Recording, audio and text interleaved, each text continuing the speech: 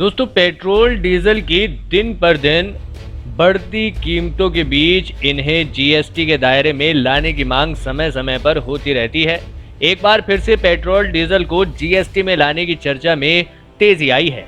Petroleum product को GST में शामिल करने और स्थानीय टैक्स को भी इसमें शामिल करने की मांग उद्योग मंडल एसोचैम की तरफ से की गई है। यदि सरकार की तरफ से एसोचैम की मांग को माना जाता है तो पेट्रोल डीजल की कीमत में बड़ी कमी आना तय है।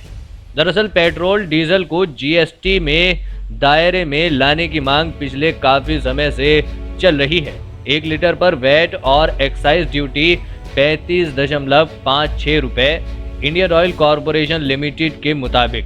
जी हाँ, दिल्ली में 1 लीटर पेट्रोल पर वैट और एक्साइज ड्यूटी को मिलाकर 35.56 रुपए चुकाने पड़ते हैं। इसके अलावा औसतन डीलर कमीशन 3.57 रुपए प्रति लीटर और डीलर कमीशन पर वैट करीब 15.58 रुपए प्रति लीटर बैठता है।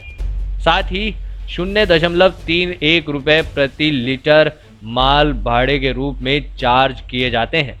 अगर सरकार इन सभी टैक्स को हटाकर सीधे जीएसटी लगाती है तो पेट्रोल 25 रुपए तक सस्ता हो सकता है। जितनी कीमत उतना ही टैक्स। एक्सपर्ट के अनुसार पेट्रोल की जितनी कीमत होती है लगभग उतना ही टैक्स भी लगता है। कच्चा तेल खरीदने के बाद रिफाइनरी में लाया जाता है और वहां से पेट्रोल डीजल की शक्ल में बाहर निकलता है। इसके बाद उस पर टैक्स लगना शुरू होता है। सबसे पहले एक्साइज ड्यूटी केंद्र सरकार लगाती है, फिर राज्यों की बारी आती है जो अपना टैक्स लगाते हैं।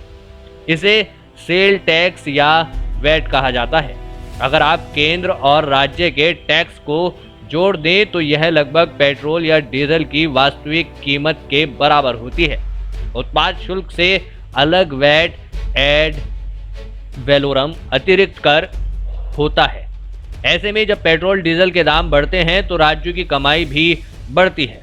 कितना सस्ता होगा पेट्रोल? जी हाँ, अगर पेट्रोल डीजल को जीएसटी के दायरे में लाया जाता है तो केंद्र और राज्य सरकार को इससे बड़ा नुकसान हो सकता है। अगर मौजूदा दाम देखें तो साफ है, यदि टैक्स ना लगे तो पेट्रोल काफी सस्ता हो सकता है। 73.27 रुपए प्रति लीटर का दाम टैक्स, एक्साइज ड्यूटी और वैट हटने पर 37.70 रुपए प्रति लीटर रह जाएगा। अगर इस पर 28% जीएसटी भी लगे तो यह 48.25 रुपए प्रति लीटर बैठेगा। हालांकि पेट्रोलियम प्रोडक्ट्स को जीएसटी में लाना आसान नहीं होगा, क्योंकि अर्थशास्त्रियों का मानना है कि राज्य अपनी कमाई का हिस्सा लाने के पक्ष में अभी तक नहीं दिख रहे। ऐसे में राजस्व में होने वाले नुकसान को ध्यान में रखते हुए केंद्र सरकार अकेले फैसला नहीं कर सकती है, क्योंकि राज्य भी जीएसटी काउंसिल की बैठक का प्रमुख हिस्सा है।